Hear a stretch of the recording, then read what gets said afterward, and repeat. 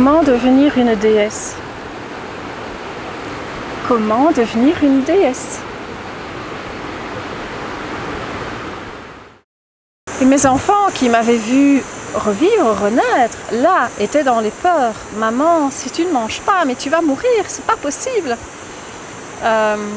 Ils m'ont supplié, mais vraiment supplié. Maman, bois s'il te plaît, on a trop peur pour toi.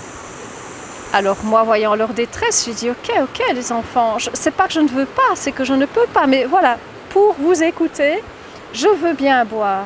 Je dis à Raphaël, donne-moi un verre d'eau. Je le porte à mes lèvres, mais ça ne passait pas.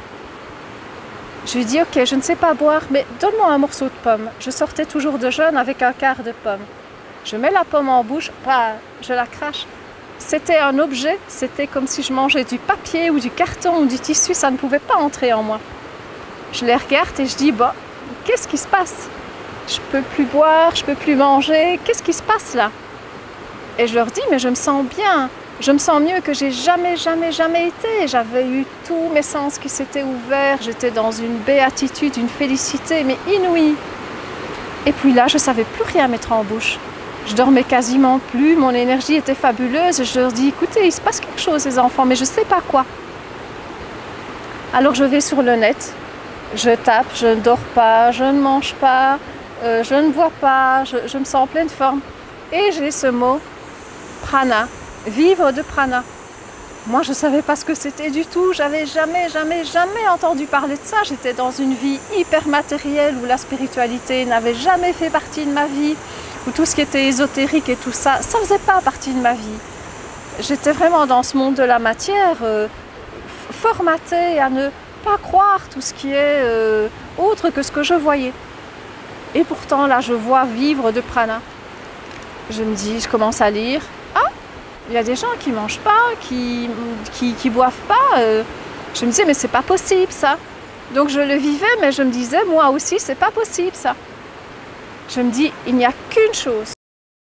Moi, ça m'était tombé du ciel comme un cadeau. Et je suis rentrée, j'étais heureuse, pressée de rentrer à la maison pour dire à mes enfants, écoutez, maintenant, vous me fichez la paix, hein.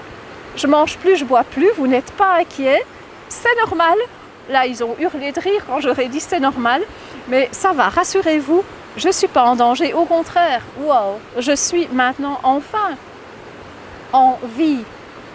Alors qu'avant, j'étais dans la survie, parce que j'étais toujours en danger si je ne mangeais pas, que je ne buvais pas.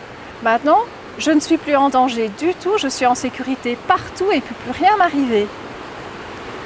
Alors vraiment, là, je me suis à nouveau reliée à cette parole que j'avais un peu perdue de vue depuis un an. Et là, j'ai dit, mais cette parole, as-tu des choses à me dire, à m'enseigner? Et là, j'ai recommencé ce dialogue.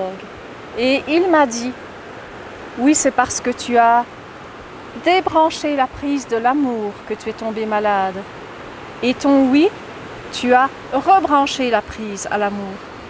C'est ça qui fait que ton corps a guéri. Et comme cadeau, je t'ai offert ça, le fait de vivre d'amour, seulement d'amour, exclusivement d'amour et d'être nourri ainsi. C'est mon cadeau pour toi. Je l'appelle pour moi la cerise sur le gâteau parce que moi je voulais juste être guérie. Et là,